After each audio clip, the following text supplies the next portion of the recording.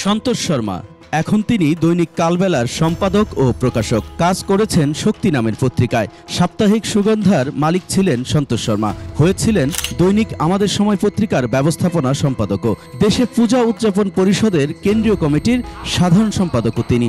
ভারতের প্রধানমন্ত্রী নরেন্দ্র মোদীর সাথে ঘনিষ্ঠতার সংবাদ প্রকাশ করে তার নিজের পত্রিকাতেই। পেশাগত এসব পরিচয়ের আড়ালে সম্প্রতি বেরিয়ে আসছে ভয়ঙ্কর তথ্য। সন্তোষ কিন্তু দুটো ট্রাম কার্ড সে ইউজ করে, একটা সাংবাদিকতার, আরটা হলো সম্পর্ক। সে বাংলাদেশ পূজা উদযাপন পরিষদের সাধারণ সম্পাদক। হেফাজতে ইসলামের যুগ্ম মহাসচিব মুফতি হারুন ইজহার চৌধুরীর দাবি, ভারতীয় গোয়েন্দা সংস্থা র এর এজেন্ট সন্তোষ শর্মা। জি, ইনি হচ্ছেন এই যে সন্তোষ শর্মা, যে দেখতে পাচ্ছেন। হারুন ইজহার বলেন, শেরেবাংলানগর থানায় দায়ের করা এক মামলায় তিনি গ্রেপ্তার হন 2021 সালে। জেলে থাকার সময় তাকে নিয়মিত জিজ্ঞাসাবাদ করত আইনশৃঙ্খলা বাহিনীর বিভিন্ন ইউনিট।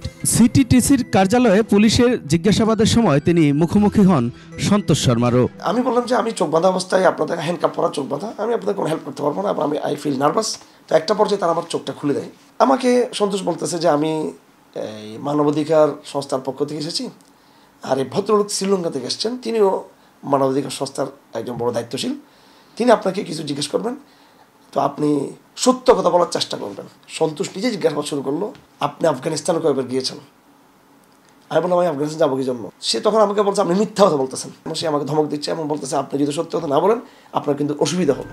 তার দাবি, সন্তোষ শর্মার সাথে ছিল একজন যিনি নিজেকে শ্রীলঙ্কান বলে পরিচয় দিল, তিনি আসলে ছিলেন ভারতীয়। পার্শ্ববর্তী বসা লোকটা যে আসলে এই বাংলাদেশস্থ ভারতীয় দূতাবাসের উনি একজন বড় কর্মকর্তা, সম্ভবত তিনি, ওনাকে বলা হয় এডুকেশন মিনিস্টার, এবং গোয়েন্দা ভাষায় যেটাকে বলা হয় হয়তো এই স্টেশন ম্যানেজার বাংলাদেশের, এবং তার নামটাও আমি সম্ভবত পেয়েছি, সেটা হলো ডক্টর নিদিচি। এবং প্রায় 4 ঘন্টাব্যাপী আমাদের এই ইন্টারোগেশনটা চলে। আমার বিদেশি ভদ্রলোক আমাকে জিজ্ঞেস করলেন যে, প্রথম জিজ্ঞেস করলেন পাকিস্তান এমবেসি সে কোন ইহা আতা হয়। অনেকে প্রোফাইল তারা দেখাতো, শত প্রোফাইল তাদের, এদের আমাদের অন্যান্য মুসলিম ভাইদের। তো এইসব তথ্যগুলো ইন্ডিয়ান কর্মকর্তারা এসে নিয়মিত সিটিডিসি রুম ওখান থেকে তারা নিয়ে যেতেন, এবং আমি মনে করি ডিবিতেও এটা হতো কাজটা, এবং তদন্তের সময় র্যাবের যে অফিস ইউনিটগুলো ছিল সেম এই কাজগুলো হতো।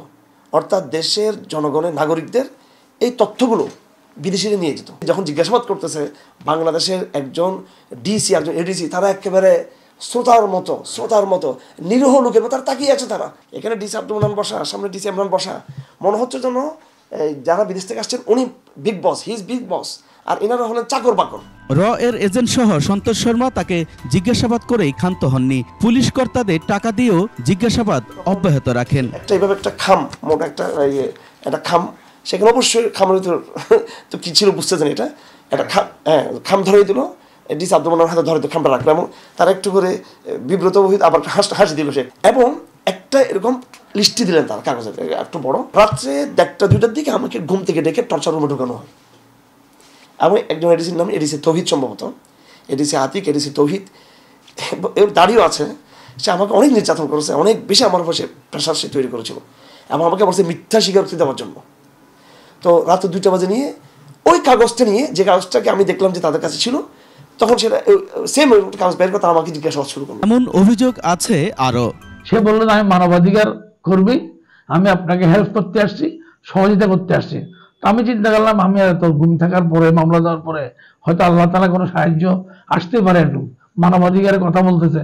সে আমাকে বিভিন্ন দিক জিজ্ঞাসা করে এক পর্যায়ে বলে যে ইন্ডিয়ান ভাষায় যারা কথা বলে এদেরকে বলে আপনারা কিছু জিজ্ঞাসাবাদ করেন, হিন্দিতে ইংলিশে জিজ্ঞাসা করতেছে। পরে দেখলাম যে লোকগুলা এলো ইন্ডিয়ান লোক। বের হওয়ার পরে দেখলাম যে ওই ব্যক্তির চেহারা সম্পূর্ণ ওই যে কালবেলার সম্পাদক সন্তোষ শর্মা। সন্তোষ শর্মার শ্বশুর বীরেন শিকদার মাগুরা 2 আসনের সাবেক সংসদ সদস্য। তার বিরুদ্ধে আছে বহুমাত্রিক অভিযোগ। জনশ্রুতি আছে শ্বশুরের ক্ষমতাকেও কাজে লাগাতেন সন্তোষ শর্মা। এমন কোনো অপকর্ম নাই যে অপকর্মগুলো তারা করেনি, নিজেরা না করতে পারে তার দোসরদের দিয়ে করা হয়েছে, তার ভাইদের দিয়ে করা হয়েছে, এবং অনেক সময় ওখানেও যদি না হয়েছে তার দোসরদের লেলিয়ে দিয়েছে, সরাসরি অস্ত্রপাতি বিলিয়ে দিয়েছে। তারা এই জায়গার থেকে আমার মাইক ধরে করে আমার দোকানপাট লুটপাট করে নিয়ে যায়, ভেঙে ছিঁড়ে নেয়। আমার